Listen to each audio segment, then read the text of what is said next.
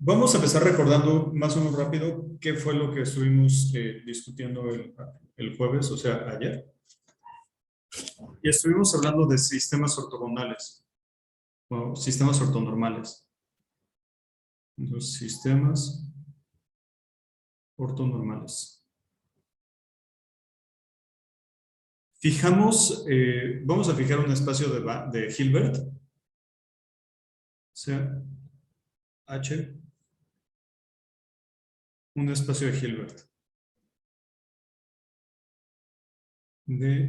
Ahora, como había dicho la vez pasada, ahora en este momento vamos a hablar únicamente de espacios de Hilbert separables. Eso no quiere decir que sean los únicos que haya, ni que sean los únicos interesantes. Pero bueno, son los que en los que nos vamos a enfocar. Y bueno, de hecho ya tenemos ejemplos importantes, ¿no? Por ejemplo, las sucesiones cuyo cuadrado es sumable y toman valores en K. Eso es un espacio de Hilbert. Igual habíamos comentado que si M es la medida de Lebesgue restringida en el 0,1, entonces esto también es un espacio de Hilbert. De hecho, hasta habíamos dicho, ok, si tomamos una medida boreliana en un espacio métrico separable, entonces esto es un espacio de Hilbert separable, ¿no? Ok, entonces hasta este nivel de generalidad tenemos los resultados, pero no vamos a usar tanto, nos vamos a quedar en estos dos, que son casos particulares del tercero. Ok, entonces habíamos definido un sistema ortonormal como una colección de vectores ortonormales. Entonces, un sistema ortonormal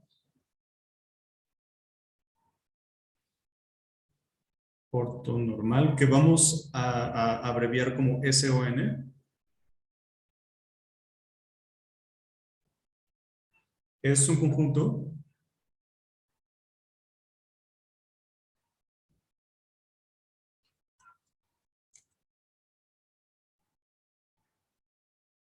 A igual a BJ con J corriendo sobre un conjunto de índices, esto es un subconjunto de H, tal que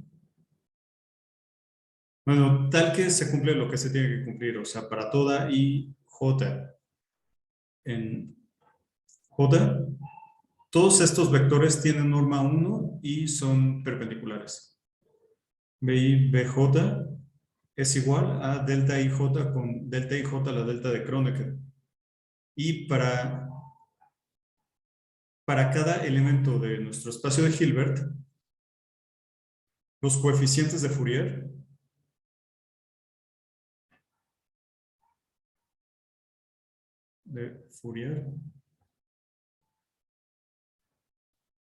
de X son los escalares para toda J en J. X por J es igual a XBJ. Bueno, aquí una consecuencia inmediata es que ahora sí, una consecuencia inmediata de esto es que pues, los coeficientes de Fourier son lineales, ¿no? O sea, en el sentido de que, bueno, no solo son lineales, vean, si tomamos un J aquí, entonces la función que a cada X en H le asocia el Jésimo coeficiente de Fourier, esto es una transformación lineal continua. A ver, nada más una pregunta. ¿Por qué es lineal? Así rápido. La respuesta la pueden dar así como casi en una oración. ¿Por qué esa transformación es lineal? Aquí la variable es X. O sea, esto es un vector en nuestro espacio de Hilbert y le estamos asociando un complejo, o bueno, un elemento de nuestro campo. Esto está en H y esto está en K. Bueno, vamos a ponerlo aquí para que no sea tan feo. Esto está en H y eso está en K. Ahora, ¿por qué esta asociación es lineal? Porque el producto interior es lineal en la primera entrada. Perdón, ¿podrías repetir? Es que justo cuando hablaste pasó, no sé, como un coche destartalado afuera y yo no escuché. ¿Puedes repetir, por favor? Sí, sí, que porque el producto interior es lineal en la primera entrada. Exacto. ¿Y por qué es continuo? Porque también el producto interior, ¿no? En la primera entrada, o sea, pero viéndolo como solo funciona en la primera entrada, es continuo. Sí, en las dos entradas es continuo. De hecho, por Cauchy-Schwarz, ¿no? O bueno, por la desigualdad de Cauchy-Schwarz. Eh, ah, esta, esta asociación es continua y lineal. Ah, perdón, esto no sé por qué de repente aparece. Bueno, entonces eso es nada más una observación. Ahora, una proposición que habíamos dado, aquí la voy a poner nada más voy a poner dos proposiciones. Una de ellas va a condensar prácticamente los resultados que habíamos visto el jueves. Y en la segunda voy a poner el resultado cuya prueba había quedado pendiente. Entonces, la enumeración no va a ser exactamente la misma de ayer. Esa proposición 1 va a condensar tres cosas. Primero, sean A, y vamos a poner BJ, con J en nuestro conjunto de índices.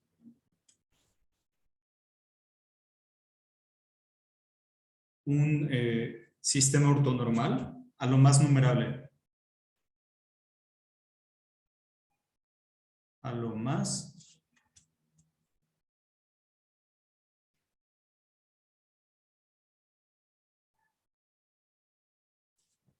numerable y F, la cerradura del subespacio generado por A.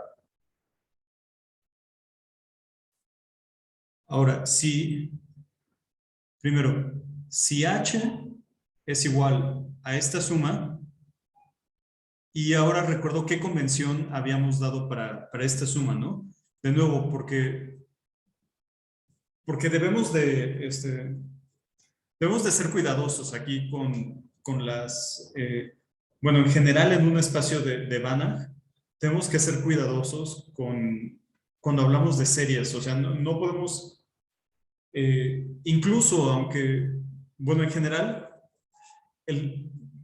pero lo que habíamos dicho es que el problema de reordenar series es complicado, ¿no? Entonces, por eso hay que tener cuidado aquí. Ahora recuerdo cuál fue la convención que adoptamos. Si H es de esta forma, bueno, para algunas AJ constantes,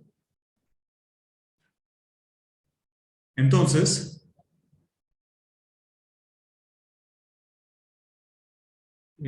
para toda J en nuestro conjunto de índices, tenemos que H, J, es igual a AJ. Ahora, lo que hemos dicho es, ok, si J es finito, no hay ningún problema, ¿no? Pero si J es infinito,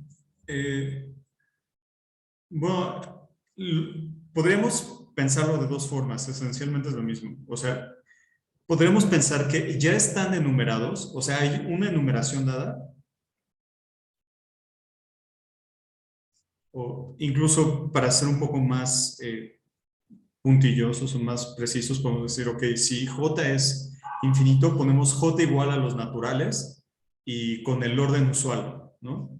Ajá. Lo que habíamos dicho ayer es que si J es numerable, pues simplemente consideramos a que esto ya es un conjunto ordenado y que el orden, aunque no lo conocemos, ya está fijo.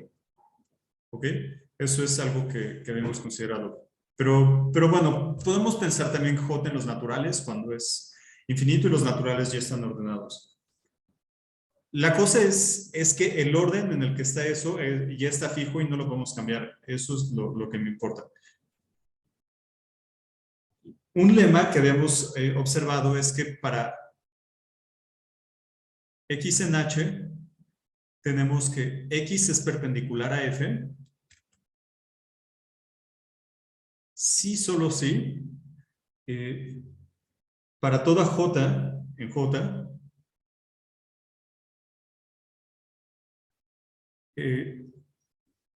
los coeficientes de Fourier de XJ son iguales a 0.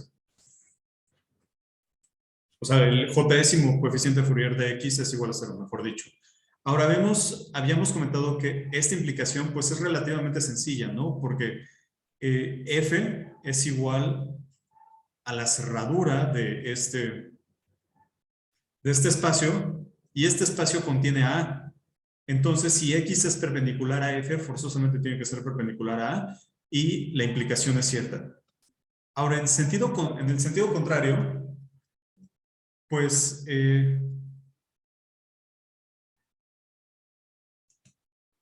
para ver que X es perpendicular a F, bueno, es que no les quiero arruinar el problema, pero lo que pueden hacer es ver que para toda F, en F tienen esto.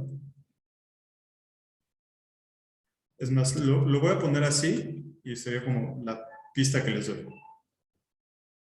Ahora, como F minúscula está en este espacio, que es la cerradura del generado por A, eso significa que existe una sucesión de elementos en el generado por A que converge a F, o sea, nuestro vectorcito F. Y ahora sabemos que X es perpendicular a cada uno de estos elementos BJ que generan a A, y bueno, ya utilizando lo que sean del producto interior, pueden concluir que X tiene que ser perpendicular a F. ¿Ok? Bueno, esa es una manera de probarlo. Tratan de escribirlo correctamente. Y la tercera propiedad que habíamos discutido es que para cualquier vector en nuestro espacio de Hilbert y cualquier vector en el subespacio, tenemos, bueno, para que quede un poco menos rara la redacción, lo voy a poner. Si tenemos esto, o sea, si tenemos un vector arbitrario en el espacio y un vector en el subespacio F, entonces vamos a tener que F es igual a la proyección sobre el subespacio F de X. Sí, solo sí. Los coeficientes de Fourier de F coinciden con los coeficientes de Fourier de X.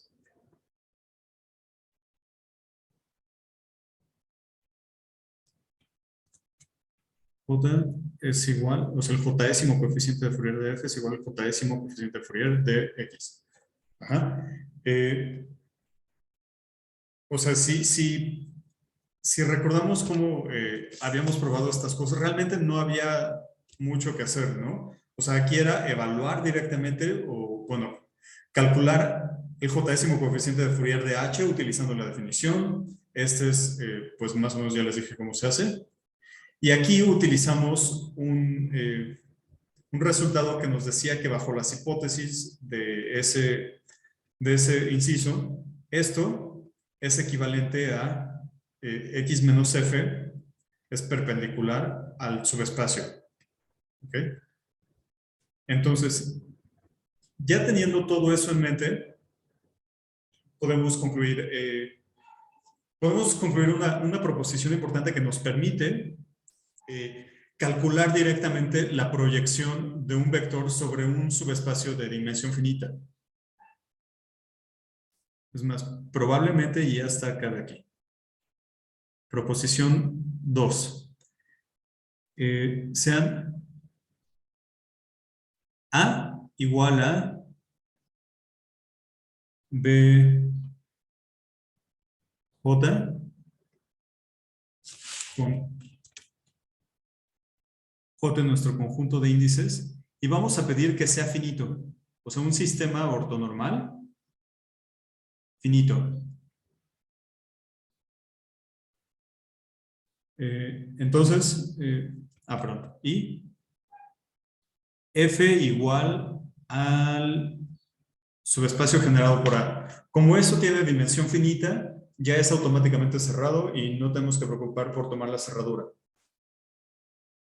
Entonces, cuando estamos en esto, o bueno, con estas condiciones, tenemos que, para toda X en el espacio, la proyección ortogonal a lo largo de F evaluada en X, o la proyección ortogonal de X sobre F, es esta suma. J, J, XJ por BJ. Ok, antes o sea, las cuentas realmente no son particularmente sofisticadas, entonces me interesa ver más, o sea, ver que esto tiene sentido. Vean, F es el subespacio generado por esta colección finita de vectores. Como son ortogonales, o bueno, son ortonormales, en particular son ortogonales, en particular son linealmente independientes.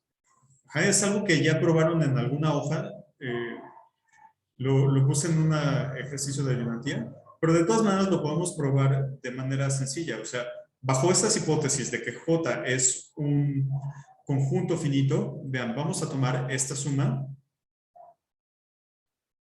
Las alfa J son escalares y vamos a suponer que tenemos esto. O sea, una combinación lineal de ellos igualada a 0. Entonces, lo que hacemos es, para encontrar al jésimo alfa, o bueno, para encontrar alfa J, vamos a tomar J0 en J. Vamos a tomar esto. El producto interior de esta combinación lineal con BJ0. Ahora, por un lado ya sabemos que el lado izquierdo vale 0, entonces eso vale 0. Por la linealidad en la primera entrada nos va a quedar esto. Aquí quiero señalar otra vez que estamos considerando una suma finita, entonces aquí no hay que preocuparnos por continuidad, por nada de eso, es una suma finita. Y entonces aquí nos va a quedar la suma sobre J de alfa J por delta J, J0, y entonces solo nos va a sobrevivir alfa J0, y eso nos dice que alfa J0 va a ser 0, y como J0 fue arbitraria, entonces todos estos tienen que ser 0, y por lo tanto, estos son linealmente independientes. O sea, los ves. ¿Ok? Eso quiere decir que estos forman una base de este espacio F. Y cuando tomamos cualquier vector en nuestro espacio, o sea, nuestro espacio de Hilbert, la proyección ortogonal, como es un vector en F, es una combinación lineal de estos BJs. Entonces, bueno, al menos hasta ahí tiene sentido, ¿no? O sea, me refiero a que del lado izquierdo tenemos un elemento de F y del lado derecho tenemos otro elemento de F. Ok, eso está perfecto.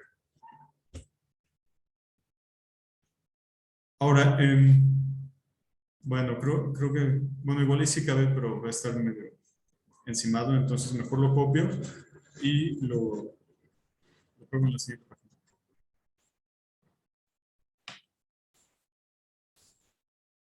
Bueno, vean, las dos cosas que tenemos es que el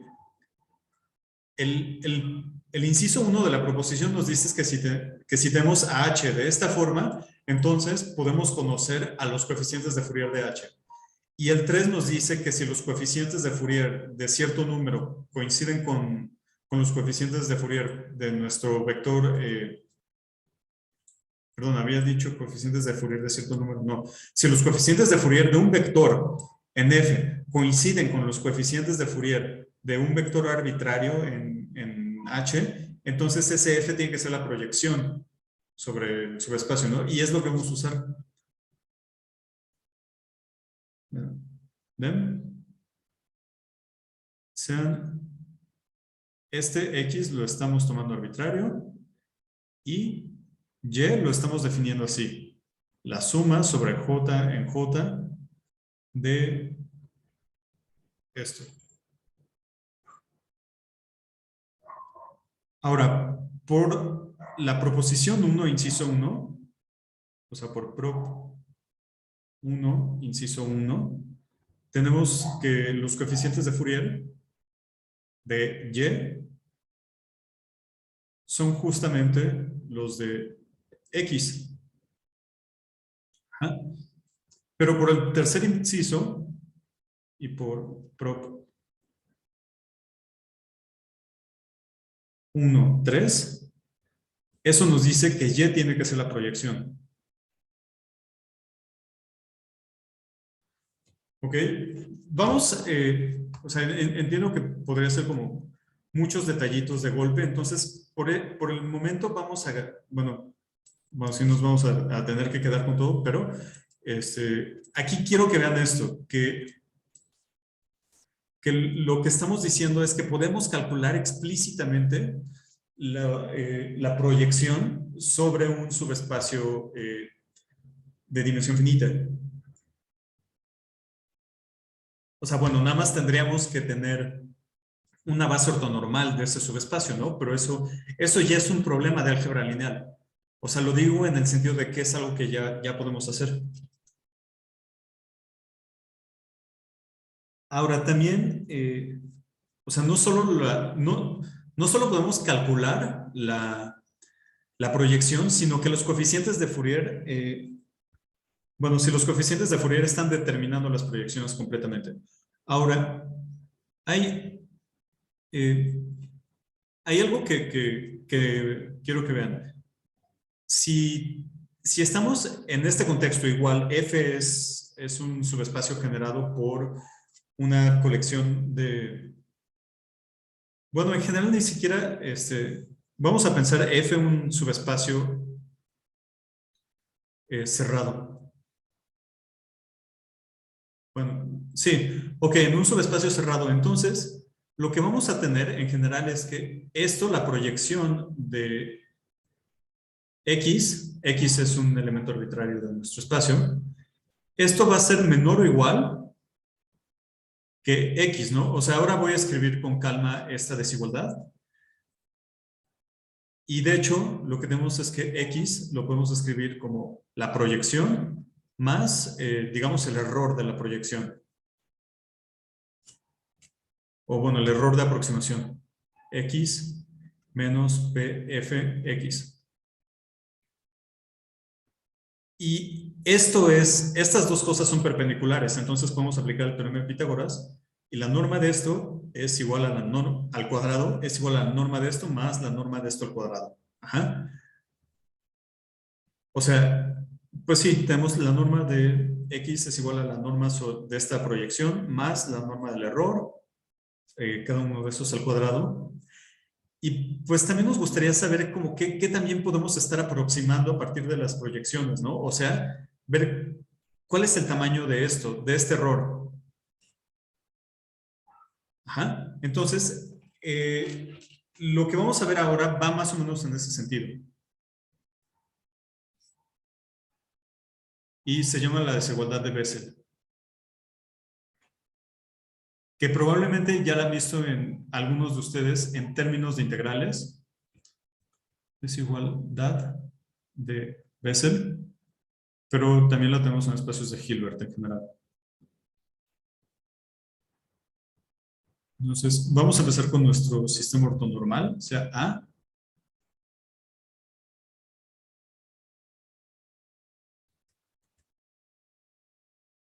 Un sistema ortonormal a lo más numerable. A lo más numerable.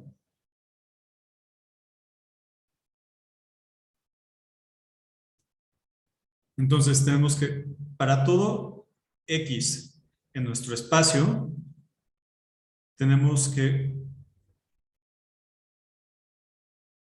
la serie de los coeficientes de Fourier, o bueno, la suma, porque igual en uno de estos es finito, pero esto es a lo más numerable, el subíndice, bueno, la colección de subíndices. y lo podemos acotar por esto. Ajá. Ahora, yo les dije que esto nos empezaba a hablar en cierto modo de qué tanto nos faltó en la aproximación, pero pues aquí no es como tan claro, ¿no? Pero en la prueba sí va a ser un poco más claro dónde está ese error de aproximación. Y es prácticamente lo que yo escribí. Ahora, vamos a empezar proyectando sobre subespacios de dimensión finita. Entonces, sean J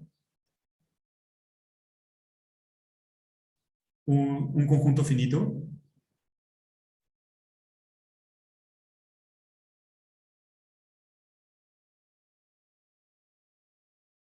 y F igual al generado por los vectores BJ con J en J'.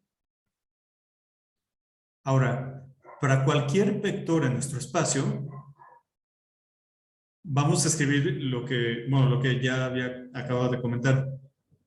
La norma de esto es igual a la proyección sobre el subespacio más, más lo que falta, ¿no? Ahora, ya habíamos probado que estos dos son vectores perpendiculares, entonces podemos aplicar el teorema de Pitágoras y nos queda esto. Ahora, esto que estoy escribiendo aquí nos gusta porque el segundo sumando es algo no negativo. Ajá. O sea, este es algo distinto de cero y podemos hacerlo así. Mayor o igual que PFX. ¿Ok? Ahora, ya sabemos quién es la proyección. O sea, F es una proyección en un conjunto, perdón, en un subespacio de dimensión finita. Entonces, esto lo podemos escribir así, como la suma sobre J en J' de los coeficientes de Fourier de X, bueno, del jésimo coeficiente de Fourier de X, por BJ. Pero ahora, este es un sistema ortonormal. Eso significa que podemos volver a aplicar el teorema de Pitágoras y nos queda esto. Perdón, aquí falta una prima porque nos interesa que sea finito. Ahora, aquí lo voy a escribir primero en amarillo para poder... Bueno, no, mejor no lo... Iba a brincarme cosas, pero mejor no me brinco. Aquí tenemos esto. Ajá.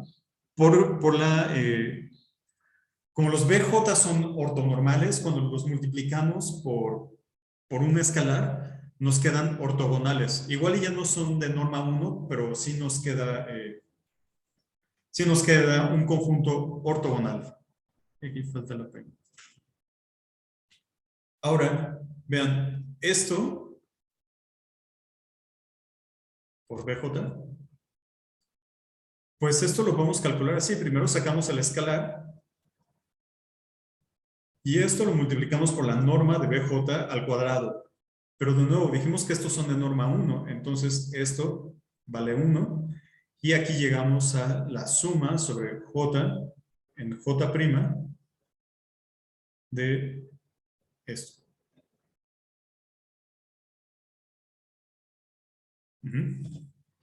Ok, ahora, vean, a J' lo único que le pedimos es que fuera un subconjunto finito. En particular, si quieren para fijar ideas, si J es igual a los naturales, pueden considerar a J' igual a 1 hasta n, con n un natural arbitrario, ¿no? Entonces, lo que estaríamos probando en este caso es que las sumas parciales de esta serie están acotadas por la norma. Ajá.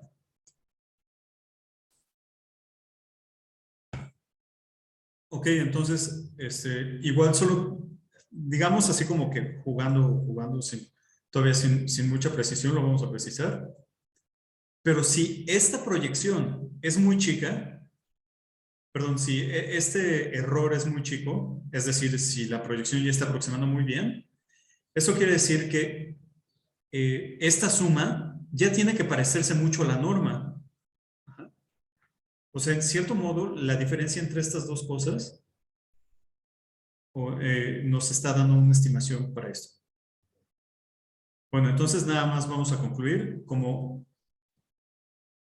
Sí, todavía se ve ahí. Como J' fue arbitraria. Aunque finito, o sea, la única cosa que le pedimos a la J' es que fuese finito. Fuera de eso fue arbitrario. Tenemos que la serie o la posiblemente suma de los cuadrados de los coeficientes de Fourier está acotada por esto. Ahora, ¿recuerdan bueno, sí, seguro lo recuerdan, pero estaba este problemita de la tarea en donde decíamos que una colección numerable de vectores, digamos XJ, si tenemos una sucesión de vectores que fuesen ortogonales, entonces esto convergía, sí, solo sí, esto converge.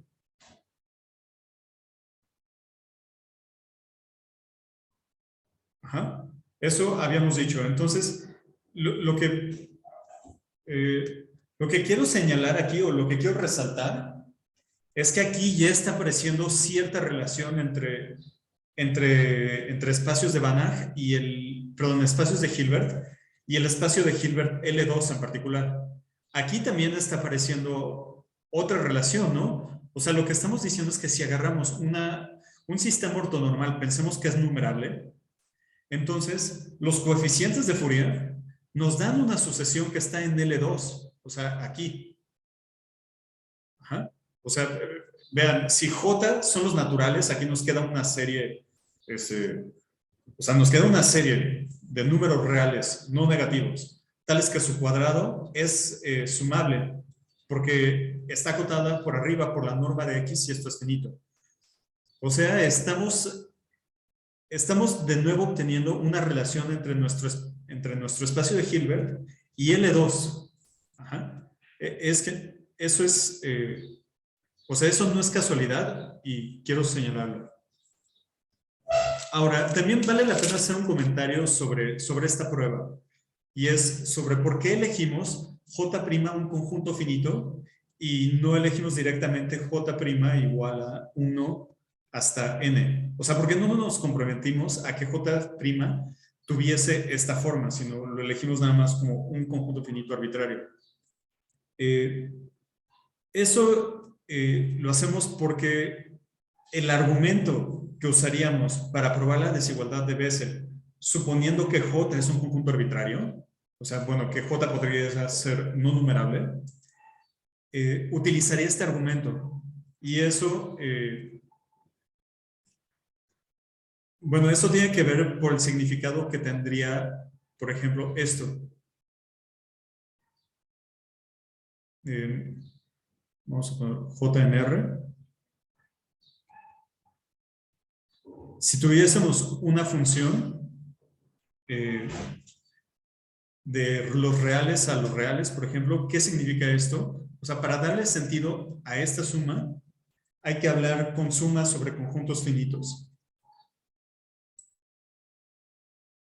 Ajá, entonces, no nos estamos metiendo a este tipo de cosas, pero si nos quisiéramos meter, tendremos que haber utilizado este argumento. De nuevo, como les dije la vez pasada, si quieren estudiar al respecto de este tipo de cosas, pueden ver el libro, ya revisé bien, no el capítulo 7, sino el capítulo 4 del libro de Rudin, de Real and Complex Analysis, o el librito de teoría espectral en espacios de Hilbert, de Halmos.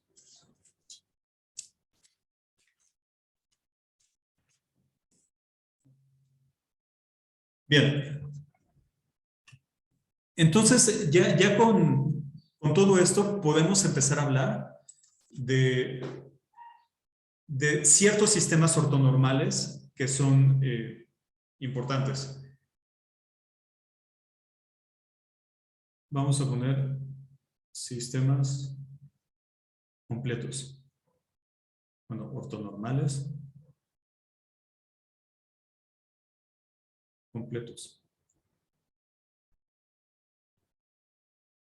Vamos a fijar otra vez nuestro espacio de Hilbert. Sea H un espacio de Hilbert.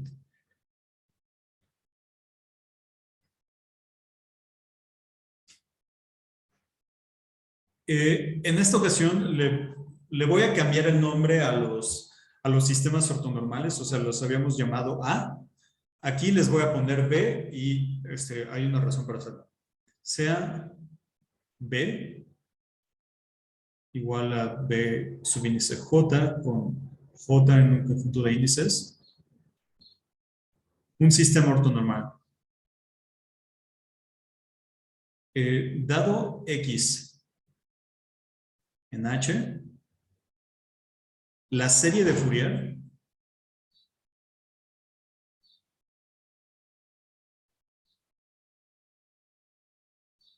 de X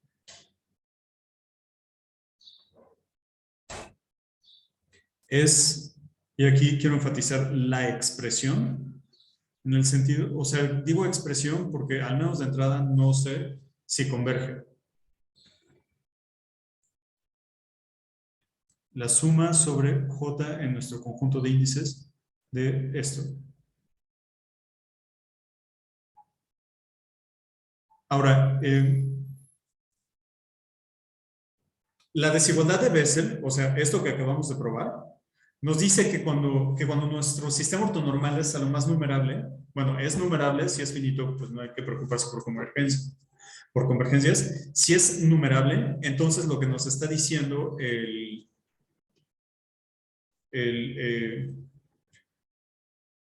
la desigualdad de Bessel es que la serie de Fourier converge, ¿no? O sea, es lo que nos está diciendo. Entonces, al menos cuando lidiamos con sistemas ortonormales numerables, la serie de Fourier siempre converge. ¿Ok?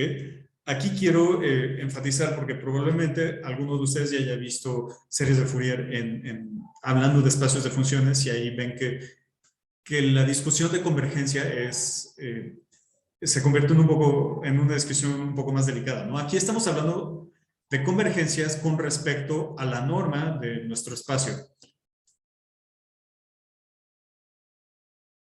Ahora, vamos a generalizar esta proposición 2. O sea, vean, esta proposición 2 nos dice cómo calcular la proyección sobre subespacios de dimensión finita, o bueno, generados por una colección, por un sistema ortonormal finito. Ahora vamos a pensar que nuestro sistema ortonormal es a lo más numerable. Teorema es si B es un sistema ortonormal. Perdón, me faltó ponerle el nombre a los segmentos de B.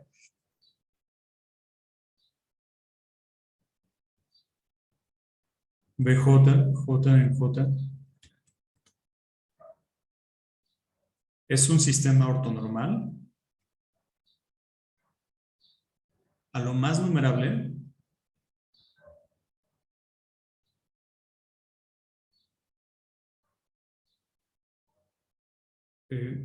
y F es la cerradura del subespacio generado por B. Entonces, la proyección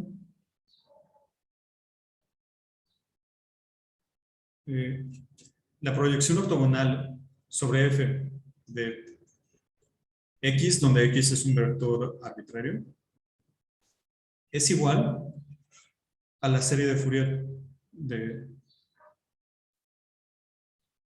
de X, o sea, con respecto a nuestro sistema ortonormal. En particular,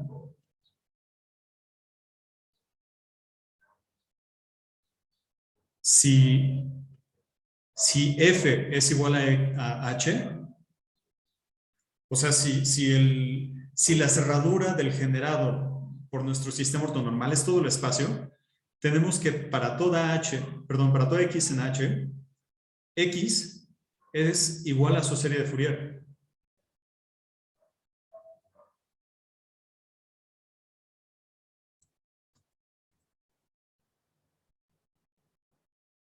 Uh-huh.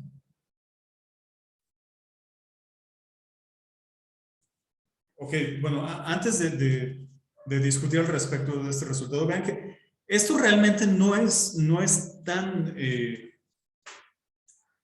o sea, realmente no es tan restrictivo, ¿no? De hecho, uno de los ejercicios de la tarea es probar que todo espacio de Hilbert separable tiene un sistema ortonormal que cumple esto. Ajá, entonces ya sabemos que si estamos en un espacio de Hilbert separable, vamos a poder encontrar un sistema ortonormal que satisface esta condición aquí, perdón, esto de aquí, o sea, que generan un subespacio denso, ¿ok? Eso lo digo para señalar que no estamos siendo muy restrictivos en cuanto a las hipótesis en particular. Entonces, bueno, como lo que dice aquí, esta segunda afirmación, o sea, lo que viene después del en particular, es realmente un caso particular de lo anterior. Vamos a enfocarnos nada más en discutir esto de aquí. O sea, que podemos calcular la proyección ortogonal sobre F únicamente calculando los coeficientes de Fourier y considerando esta suma o esta serie.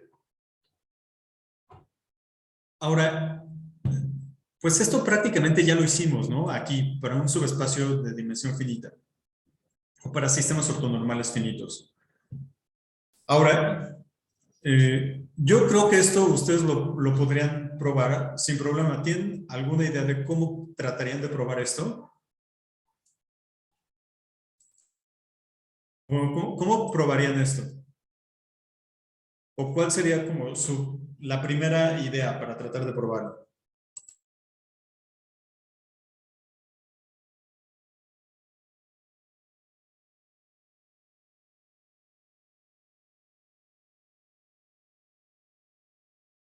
Pues, bueno, para ir un poco más rápido, les digo una buena idea que generalmente funciona si no se nos ocurre cómo resolver un problema. Y es ver cómo se resuelven problemas similares. Aquí tenemos un sistema ortonormal numerable. O sea, cuando es finito ya está resuelto, es la proposición anterior. El problema nuevo es cuando es numerable, ¿no? Cuando es infinito. Entonces vamos a tratar de ver con calma esta prueba para ver si podemos sacar inspiración de aquí. Aquí lo que nos dice el argumento es muy sencillo. Primero, considero este vector. Ajá.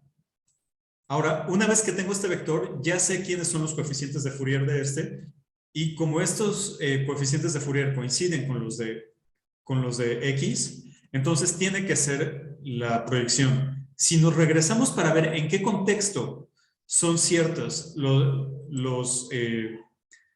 en qué contexto son ciertos los incisos que estamos usando ahí, que me acabo de percatar que aquí debe ser el 3 y no 2. O sea, si estas cosas son ciertas para sistemas numerables, pues ya la hicimos, ¿no? O sea, ya la hicimos porque podríamos usar exactamente el mismo argumento y con eso redujimos el problema original de probarlo para numerables para argumentar por qué existe o por qué la serie que está aquí convergería cuando J es numerable. Entonces vamos a echarnos para atrás para revisar las proposiciones que tenemos. Aquí tenemos A es a lo más numerable y aquí dice que si tenemos un H de esta forma, entonces los coeficientes de Fourier de H los podemos escribir o bueno, los podemos calcular así. Eso quiere decir que suponiendo que ya resolvimos el problema de la convergencia aquí y definimos de este modo nuestro vector Y, entonces, pues sí, excelente. Tenemos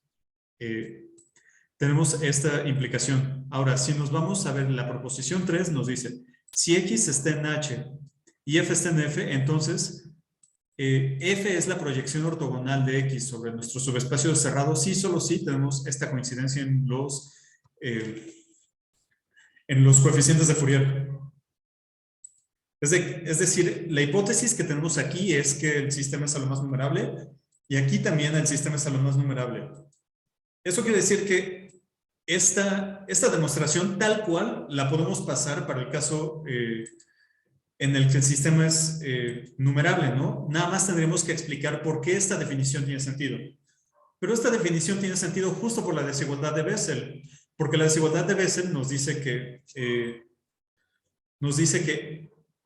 el lado izquierdo satisface esto. O sea, supongan que J son los naturales, ¿no? Entonces, la desigualdad de Bessel nos está diciendo esto, que es igual a esto de J al cuadrado es menor o igual que esto, que es finito. Es decir, esta serie converge. Y por la tarea esto es equivalente a decir que esto converge.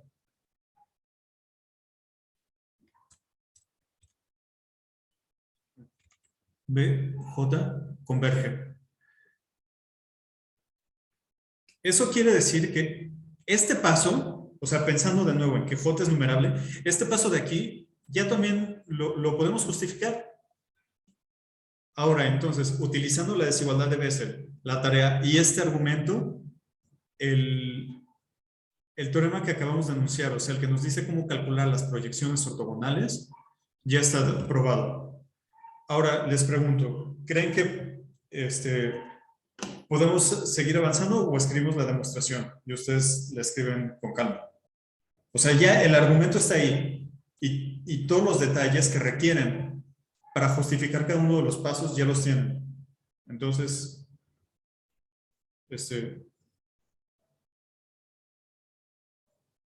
bueno, entonces, bueno, lo dejamos para que ustedes lo escriban, ¿no? O sea, ya, en serio, ya tienen todos los ingredientes. Ya tienen el argumento y ya tienen los detalles que necesitan para llenar los posibles o los huecos que deja el argumento en dimensión finita. Bueno, entonces, ya que tenemos este teorema, bueno, voy a aprovechar para hacer una definición que igual posiblemente ustedes hayan escuchado. Si H es de dimensión infinita,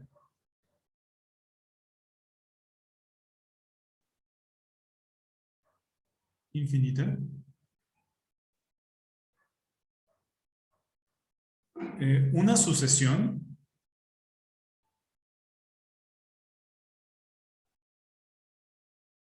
vamos a poner Bn, es una base de Schauber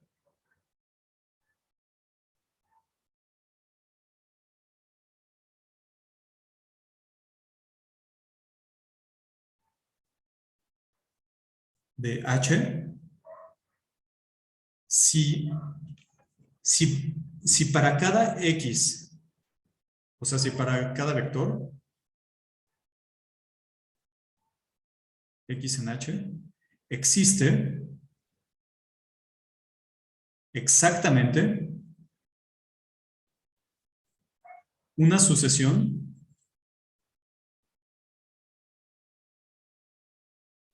vamos a ponerle A, N en K, o sea, en nuestro campo, tal que X lo podemos escribir como esta serie. O bueno, X es el límite de esta serie. N es igual a 1 hasta infinito de AN BN.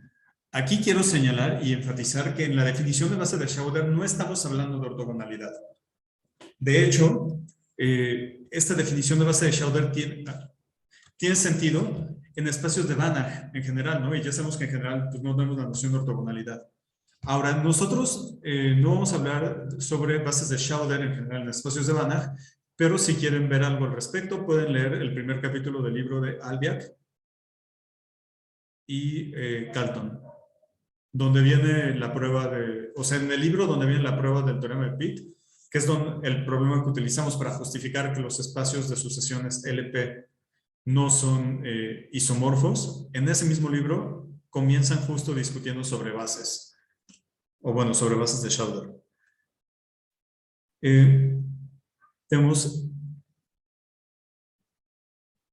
Vamos a definir qué significa que un sistema ortonormal sea completo. Un sistema ortonormal B es completo si genera un subespacio denso. O sea, si H es igual a la cerradura del generado por B. Aquí tenemos un ejemplo, o sea, un ejemplo, digamos, más o menos trivial sería cuando pensamos en H igual a L2K. Y podemos ver primero Bn igual a En, o sea, los vectores, o la versión extendida de los vectores canónicos. Esto nos dice que la sucesión Bn sería una base de Schauder y también nos dice que es un sistema ortonormal completo, ¿no? O sea, tendría las dos características. Y eso en general no es raro. De hecho, tenemos un teorema que nos dice que bajo hipótesis adicionales son lo mismo. Bueno, si H es separable,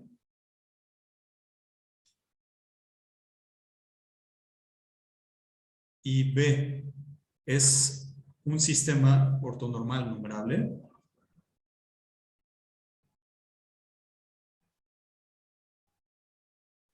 entonces son equivalentes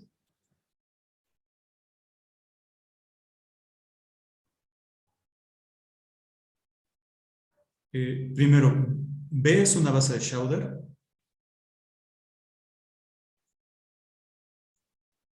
Segundo, no, se había trabado un segundito eso. Es una base de Schauder. Segundo, B es completo.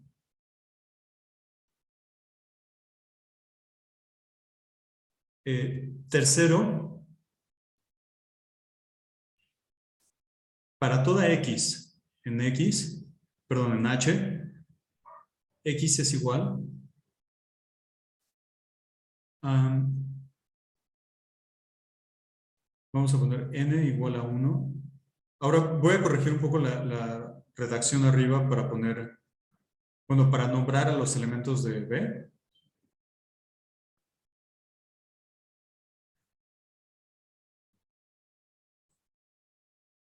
Bueno, vamos a cambiarlo de una vez. B es igual a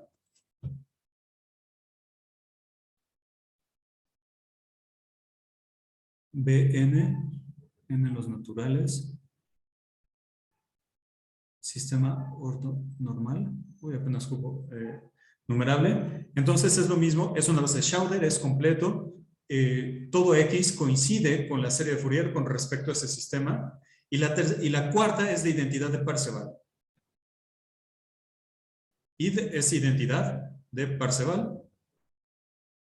Y es que tenemos la igualdad en la desigualdad de Bessel.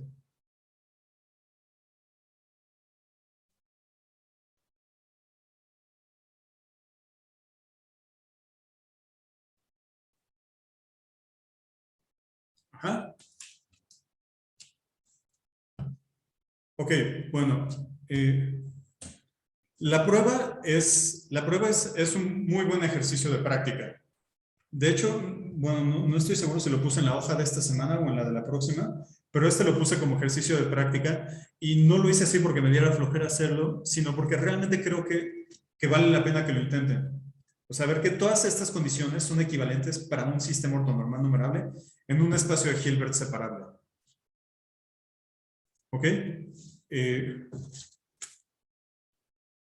Bueno, lo último, como ya se acabó el tiempo, no lo voy a escribir, nada más lo voy a decir, y es que Bueno, toda la sesión de hoy estuvo dedicada a decir que los sistemas ortonormales son padrísimos y son lo mejor que nos ha pasado en los espacios de Hilbert.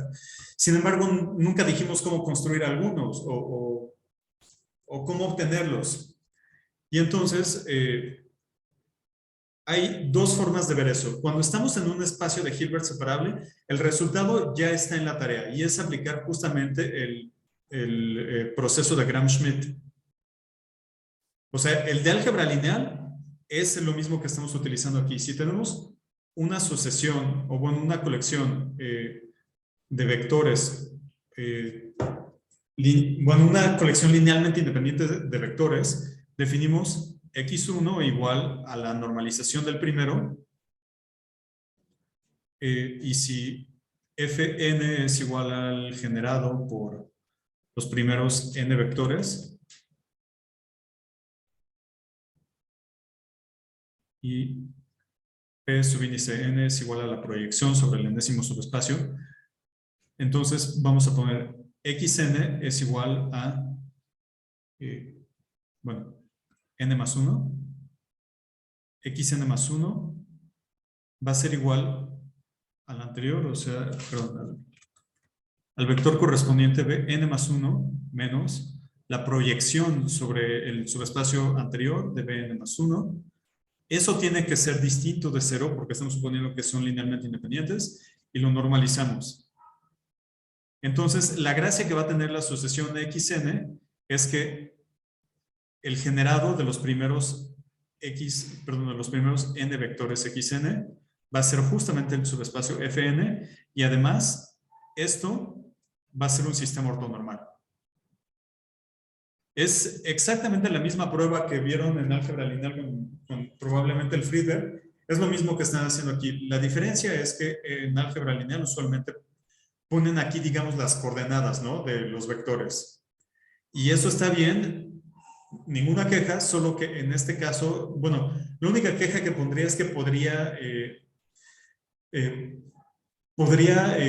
ocultar un poco, ¿no?, qué es lo que estamos haciendo.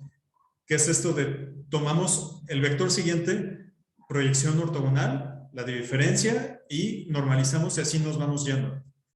Entonces, con esto con este sistema, perdón, con este proceso de Gram-Schmidt podemos ortogonalizar, ortonormalizar colecciones linealmente independientes y también si no tenemos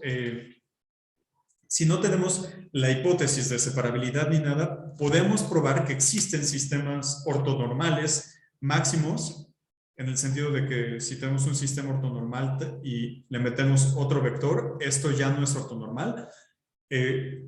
Podemos discutir al respecto del mismo modo que discutimos de bases en general en espacios vectoriales, utilizando el axioma de elección, ¿no? O sea, y la definición de maximalidad.